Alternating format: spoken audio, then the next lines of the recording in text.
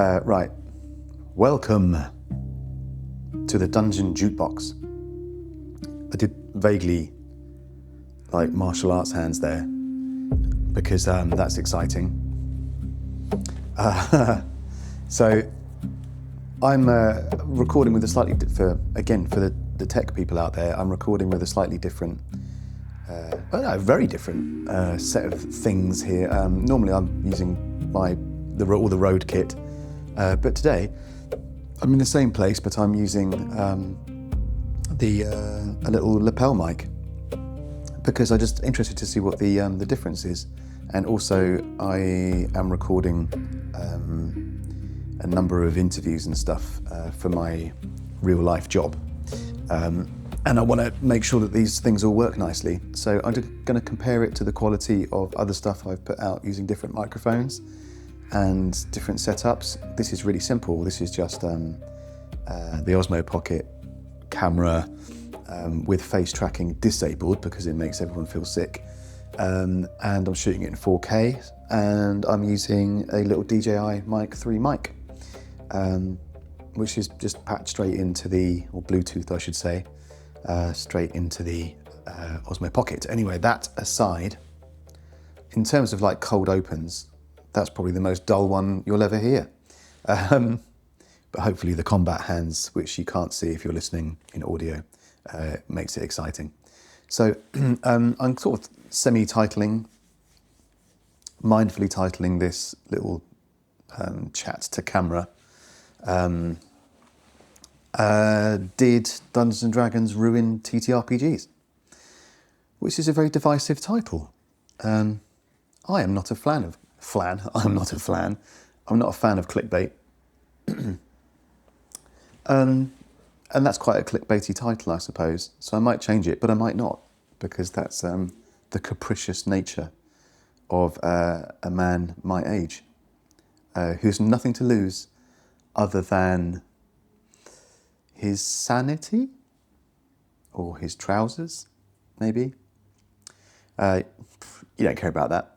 So I'm sort of prefacing this with the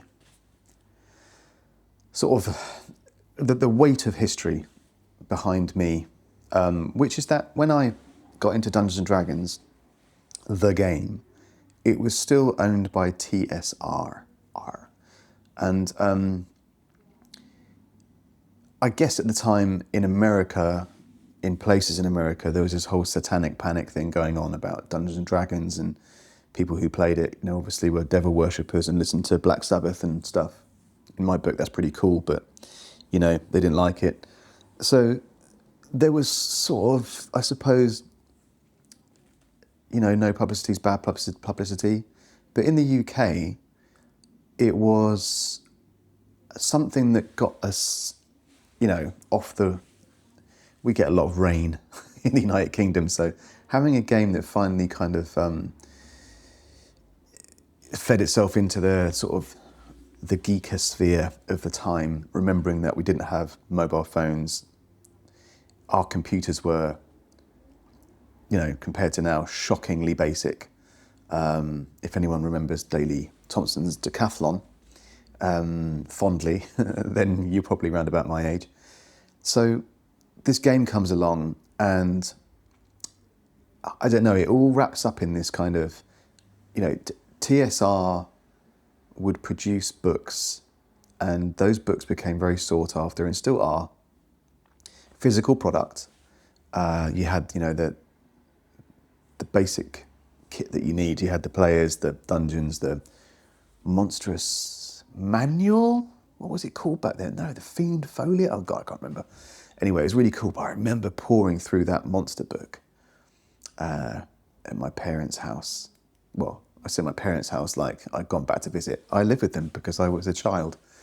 But going through that, and I remember that there's a whole section for like demonology. Or did that come later? Maybe, but I do remember the demonology thing was like, it was almost kind of like the top shelf of a tobacconist. Like, okay, here it is, but don't tell your mum. But TSR produced these beautiful works of wonder. Second edition was just I mean, the artwork, sitting on the train back from the Orc's Nest with my brother, some friends, like just pouring. We all bought a copy of the Player's Handbook, and Muggins here probably bought a copy of the DM's Guide as well, because I was generally the Dungeon Master around about then, as was my friend Christian, so he would have bought the same. Love you, mate. Still miss you. And so we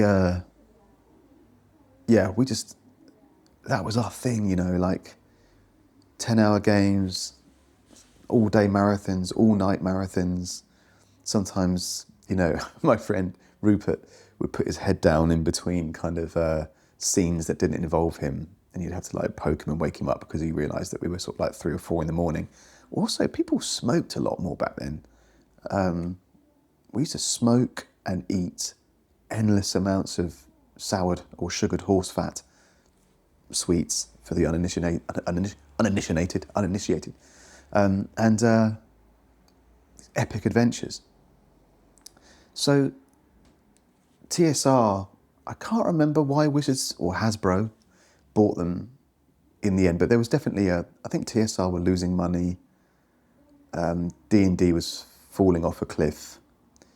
I guess, and this is a guess, but I'm guessing that video games had a lot to do with that. The rise of home consoles like the Master System, which I had, the NES, which I didn't have, and so on, started to kind of erode. It's my assumption, but also I think it's generally well known that obviously other media begins to take away from, you know, other hobbies. Also, being like a D&D fan back then, you really were taking your life in your own hands if you were to mention that in the wrong circles at school or something. Like, I play D&D, do you? Wallop. Although I do remember very fondly the after-school Dungeons and Dragons club, because finally you'd kind of be there with like 6, 7, 8 people around a table, all recognising each other for what you were, which was kind of like terrified should one of the rugby players come in and decide they wanted to kick up a fuss. Between all of you, you didn't have a single decent punch among you. So you kind of just had to hope that you'd be left alone to roll your dice and have fun. So yeah, I mean,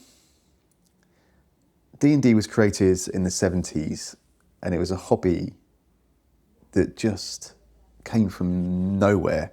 You had chainmail before it. A couple of other things bubbling around, but obviously Dungeons and Dragons was the one that just, you know, came through as the what would you call it? I was trying to relate this to the whole Betamax VHS thing, but whatever. It won. And then if you skip forward a number of years, particularly to like the last 5, 6 years, the boom in 5th edition, due to stuff like Stranger Things, Critical Role, the internet, obviously just like turned that into something humongous. And often when something starts to gain traction and there's money associated with it, like vast amounts of money, then that's the point at which you get, you know, people who, particularly shareholders or investors, who start to kind of go, oh, how much can we rinse out of that then? You know, what's that property worth? I guess a bit like the MCU, you know, like at a certain point, I mean, Marvel films always got made, right? But, you know, we had that massive MCU thing.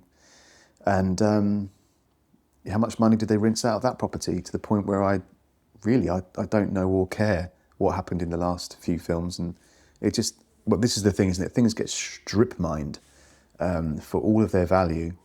That being said, that, you know, I haven't played 5th edition or whatever it is now, I don't know, for maybe a couple of years, because the Dungeons & Dragons that and this is not a nostalgic view, although there's probably an element of that there, but it doesn't hold for me what it used to hold for me. It's too corporate, too shiny.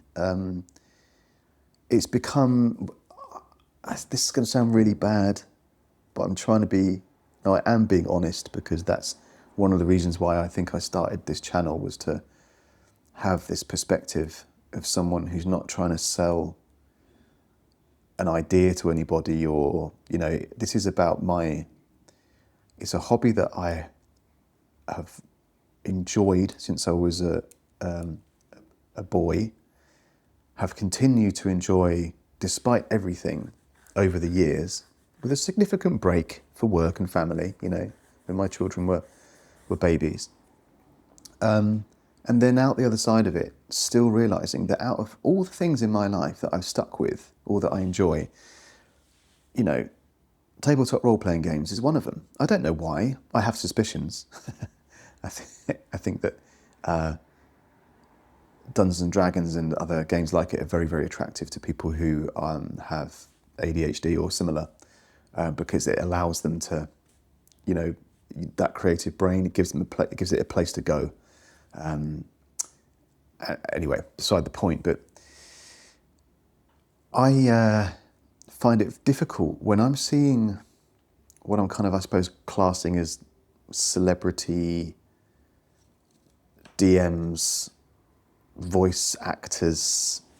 I said that like I got. But what I mean by that is, it's like, I'm glad everyone's doing well out of it. I'm glad that it's brought people into the hobby. You know, the more of us, the better, right? You know, the hardest thing about Dungeons and Dragons or any game like this is getting a regular crew of people around you who want to play so that you can enjoy this stuff, right? But I find it a little sickening that one of the upshots of a hobby that has been so monetized is that it has attracted a certain kind of person who I would expect to see on stage at an Amdram, I know, version of something or other. But now it's kind of, I'm sorry, but generally people don't play that way. It's a very, I don't know, it's a performative way of playing, and it's not realistic. And I think that that's part of the reason why I think people watch, you know, people like, I'm going to bring up Matt Mercer because he's like the head of the Hydra. He's not, I really like Matt Mercer. I don't know him, obviously, but I really like actually him. Like, he presents himself really well, and Travis and those guys. But there's something that feels almost like disingenuous isn't the right word, but it's like a sales pitch. It's like, you know, there's no question that at a certain point Hasbro, Wizards of the Coast, were getting into bed and in league with all of these people because they're presenting their products incredibly well. So why wouldn't you? It's like these people are playing this game, people are getting involved, Stranger Things is happening, people are actively seeking out and searching for Dungeons and Dragons. So why wouldn't you have these kind of talented people, nerdy voice actors, doing their thing? And at the beginning, actually, it was quite exciting. I remember watching, I think it's episode 1, The Arrival at Craghammer. I think that's what it's called. Episode 1 of Critical Role. And I was at work at the time. It says a lot about me, doesn't it? I was at work, but I kind of had that going on my computer at the time. And I remember thinking, if the audio quality got better, this would be great. Because if you go back and listen to episode 1, the audio quality is shit. It just is. I mean, why wouldn't it be? It was years ago. But now it's obviously a slick machine with full production values and everything else. But I remember watching that thinking, this is great, because look, these are people playing, they're playing it well. But if you notice, over time, it becomes so much more performative. And then you get in like another generation of like the glass cannons and the others that have kind of come in, and it's like these sly looks to camera, these like, all this stuff, and I'm like, dear, no. I actually think if someone would do that at my table, the rest of the players would look at them and go, okay, I see you're role-playing there, but you're overcooking it a bit? Anyway, maybe it's just a stylistic thing, but and there is a place for it. I imagine there's lots of people who love the idea of that, but it seems to me that they are, I don't know what it is. It's like trying to replicate a TV show with an average script. And I think, I'm trying to be careful about how I choose my words because I don't mean to be like firing anyone up over this, but it's, to me, D&D is a place, role-playing games like that are a place of safety, and so there should be. And actually some of the more recent kind of things around playing these games where like you want to make sure that your players are okay at the table, I get it. I get it. I don't feel that way myself because my players are generally, older 20s through to 50s. So that kind of thing feels like a bit, I don't know what it is as well. I don't know if it's just people that I know don't need that kind of security. However, if I played at a convention or I ran a game with people I don't know who are young people, then I would be very careful about like, okay, themes, because you can go to pretty dark places with this stuff, obviously. Very funny places, but you can go to very dark places. Things get said in a good game of Dungeons & Dragons that you would never say on public transport, for example, or in front of the thought police. So anyway, I'm going off on huge tangents. If you've watched any of my other things, you know I go off on tangents. I will try and stick to the point. Did Dungeons & Dragons ruin the hobby? Well, let's think about the mechanical version of this. Back in the day, Dungeons & Dragons move to have an action, which is what most of the RSR games do these days, right? They've got rid of the bonus action, which is prevalent in 5th edition, and even the guy who put in the bonus action has since, I think, publicly gone on and said, I wish I had done that, because it's one of the things that mechanically slows 5th edition down. So what would you have? In the old days, you'd have, move and action, I'd move, I'd hit someone, I'd move, I'd cast a spell or whatever, but your spell was like your whole turn, because, back then, mages, wizards, would have to stand there with their spell book or a scroll for their whole turn. And it made them very vulnerable. Squishy wizards was a thing. It's a thing still, but wizards are less squishy now because, with the invention of, cantrips, and although I do like cantrips, I like the idea of just going flame.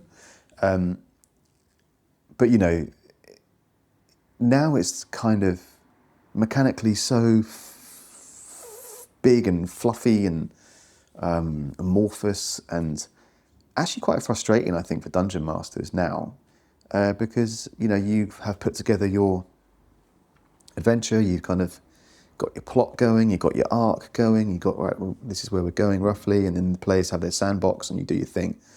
But then you get players who are kind of like godlike abilities that they've dredged off unearthed arcana or something.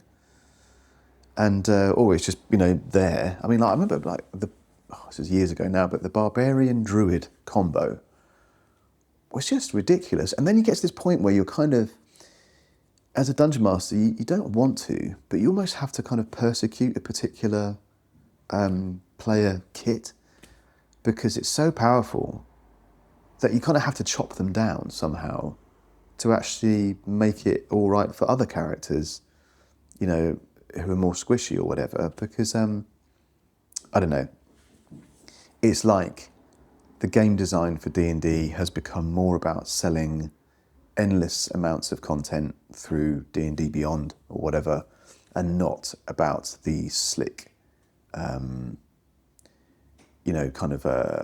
doesn't have to be fast moving, because some people really love slow, I get it, but there's something where if you've got to go and look at a book again to find a rule that you've already read 5 times, but you still don't quite get it, but also the way it's worded means that you have to then refer to the wording of another.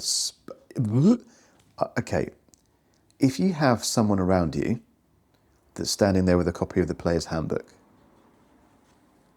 or an iPad or something, I don't know, and they are like kind of whispering like, okay, so that's that, fine, but when you're in the height of action in a game, you're going through those fast rounds, and then someone's like, Also, I didn't hear you because I was trying to find this. Okay, you just slow the game down. That, to me, is what 5th edition has become. Not only that, but the very frustrating, and unfortunately we kind of proved this point to ourselves when we did last play, was that we call it like the bullshit factor, or if you remember this stuff, we call it the Patrick Rothfuss compensator, which was there, it's my daughter, which was that your turn would be, okay, I'm going to move, I'm going to do this, I've got a bonus action, and because I've got this ability, it means I'm going to move another this, and then I've got my second action. And it's just like, for everyone else around the table, you can almost like, okay, fine. So you've done 140 points of damage, you shadow stepped or misty stepped or whatever, and you've done this and done that and done this and done this. Okay, wow. And you're level 3? Well, shit. You know, I mean, too much. It's just too much. And if the Dungeon Master is kind of just, this is what I mean about the Critical Role thing versus the reality. Critical Role is very, very narrative. By needs it must be, because it's something that people tune in and watch, and they take that out of them and they love the story. And that's the good bit about it. It is like a serialized version of D&D. But the reality of it is not that. The reality of it is a table with people who are, you know, eating food, drinking drinks, rolling dice, digging around their books. You know, the odd argument springs up here and there, but because the rules are so fluffy, and blah, blah, blah, blah, blah. And the Dungeon Master's kind of got to regulate this shit and somehow kind of, you know, okay, fine, we get... And, you know, I'm coming down on it heavy, but I do think that's how 5th edition has... 5th edition, when it first started, was fantastic. It was way better than 4th, in my opinion, because 4th was like they're trying to turn it into World of Warcraft or a video game. Did not like it. 3rd was good. 3.5 was better, and now we have Pathfinder. Because people recognised, Paizo recognised those rules were actually quite good. 2nd edition is the daddy, because it was so simple, and yet so good and well defined. And it spawned a whole load of mini books as well, which were fantastic. All the psionic books and the player handbook things were fantastic, the little ones. And now we have this situation where it's just a lot of bloat, a lot of fluff, a lot of shiny things. And so it is no surprise that the OSR, the old school revival, is in full flow and fantastic, because in some ways, by 5th edition becoming the humongous monster that it is, the kind of hot mess that it is, means that these other games have had a chance to really flourish. So you wouldn't have Shadowdark necessarily, you wouldn't have Morkburg, you wouldn't have, I don't know, pick one, I'm trying to think of the Easy D6, you wouldn't have Index RPG, you wouldn't have, well, let's just name them all, shall we? The ones that I can remember off the top of my head. I don't have my rules books here, so I'm literally having to rifle through the side of my brain. But anyway, the reality is that these games exist. I'm not saying they're better, but I'm saying that alternative exists. And you know what's lovely as well, is when you do start digging into old school revival, or anything, go and look at Necrotic Gnome and old school essentials, and particularly Dolmenwood. Oh my God, Dolmenwood is so good. When you have those kind of arrayed on your shelf, it's a lovely thing to see. Mythic Bastionland, etc. And one that I'm really looking forward to, Stonetop, I think. Have a look at that. Quinn's Quest just did one of those beautiful reviews. I think it's Stonetop. But yeah, I mean, these games just probably wouldn't exist unless there was someone looking at 5th edition and going, I think we need to get back to the original genesis of this and then work from there.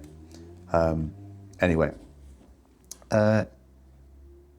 I've got some notes which I'm glancing at occasionally, but honestly, I mean, did 5th edition ruin Dungeons and Dragons? I think it's forced a change. It's forced an evolution. And because we do have the internet and other forms of distribution now, don't necessarily need publishers anymore,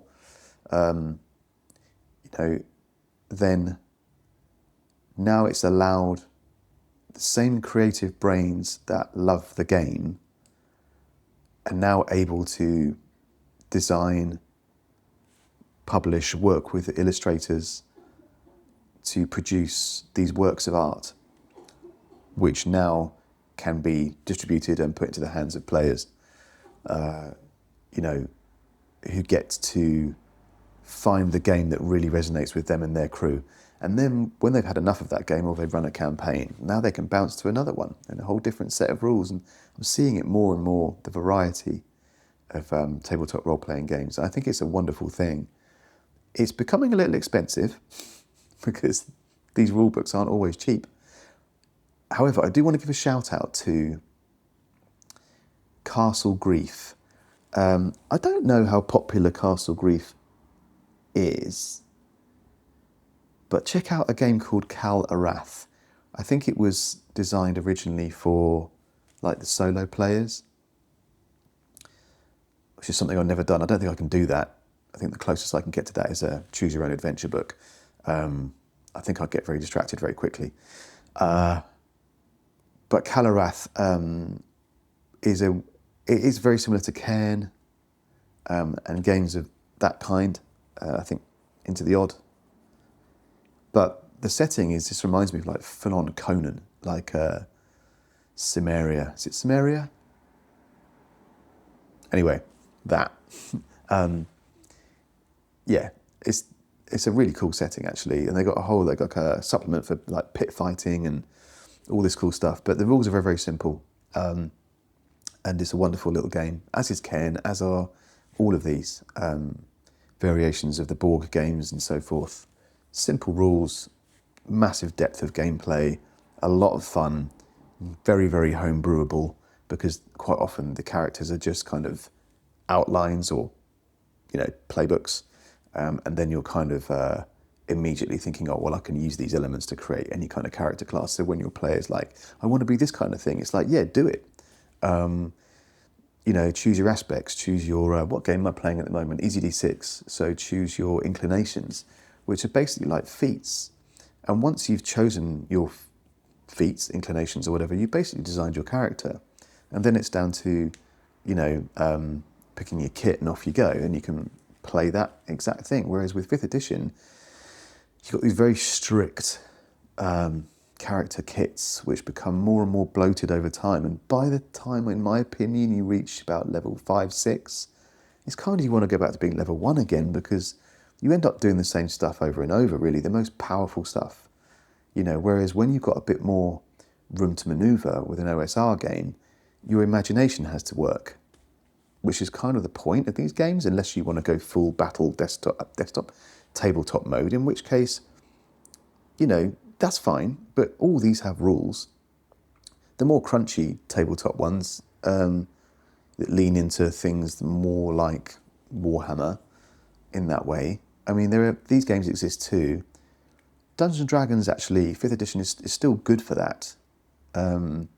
However, it's also, when you've got a turn that takes 8 to 10 minutes between players, it also gets a bit boring, right? Sometimes, when it got to the point with D&D, where you would lay out all your stuff, there's, your minis and your terrain and everything, and you almost kind of look at that and go, okay, this is our evening now. This fight is our entire evening, which, if you're in the mood for it, is wicked. But if you're in that more kind of like exploration, narrative, combined storytelling, then, well, you're not going to get much of that. You're just going to get a lot of I move here 30 feet, blah, blah, blah. Which, it's the old D&D as well. That's the way it used to be. Old school Essentials got this really well with, the fact that if you're wearing heavy plate armor and a shield and you're trying to squeeze through a dungeon, you're moving really slow. Good, right? As it should be. If you're a wizard, you've got to stand there and cast your spell. And just hope to hell no one throws a rock at your face.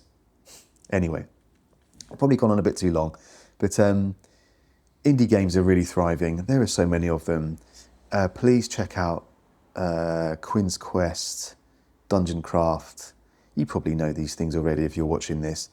But there are others. But, there are so many cool indies out there. Shadowdark is a must-have. Because it's so D&D adjacent. But the way the spells work... So, just quickly before I stop talking nonsense at you. Shadowdark. I still have a bit of an issue with the light mechanic, as in how light works. And I can't remember what they're called, like the dungeon rounds? Can't remember, someone tell me, remind me. I haven't played it for a while. But the way the spells work are brilliant, right? D&D, you've got your spell slots. You burn your spell, spell's gone. Have a little sleepy, arcane recovery or whatever it is, you get a spell back, all good. Or, you get things where you can, use to store spells or whatever. But generally you have a finite amount, you cast that spell, that's done. Done.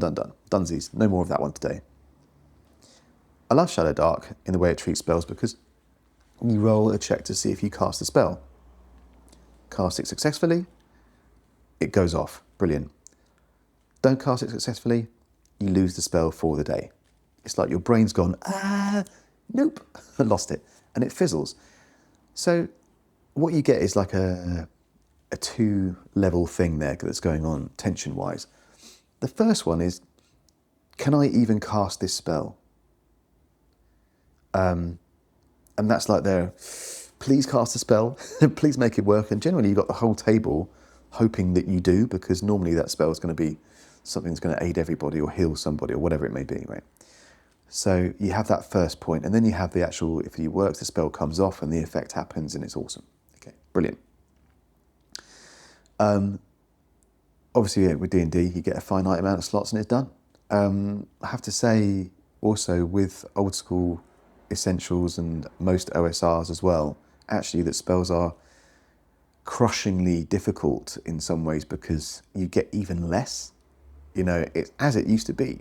You get like 2 level 1 spells, I think, or I can't remember, but it's literally, you use it or lose it.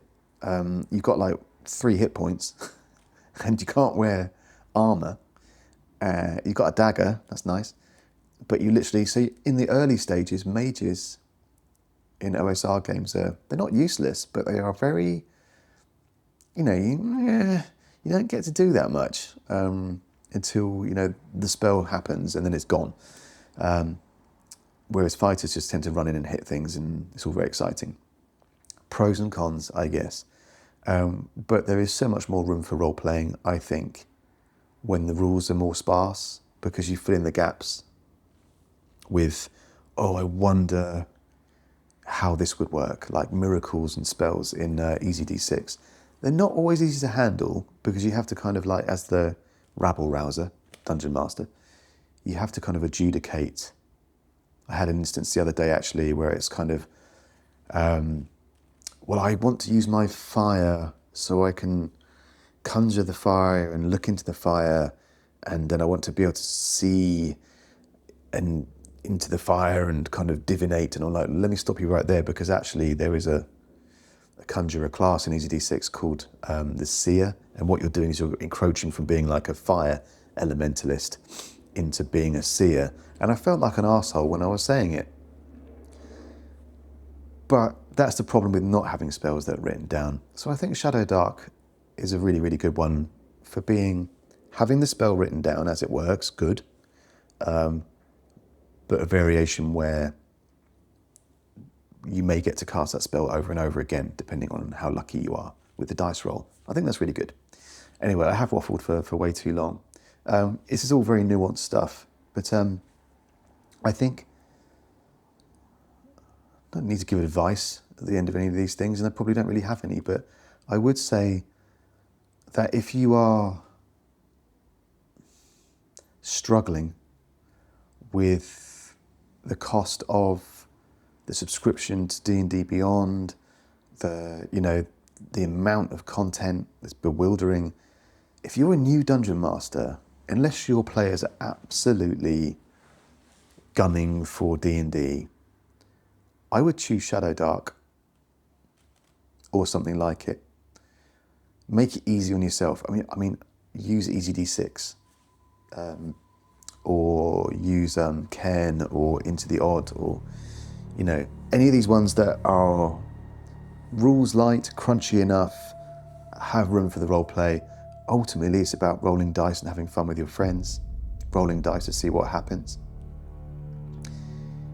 Yeah, that would be advice if I was giving advice. Don't make a rod for your own back where you're sitting there and after 4 hours at the table, you're having arguments about the rules because you're looking in 4 different books to find out where the answer is to a rule. Don't do that to yourselves. No good. Anyway, I will see you next time. I don't have any catchphrases, but if there was one, I think it would be tiddly poop. So, tiddly poop, combat hands.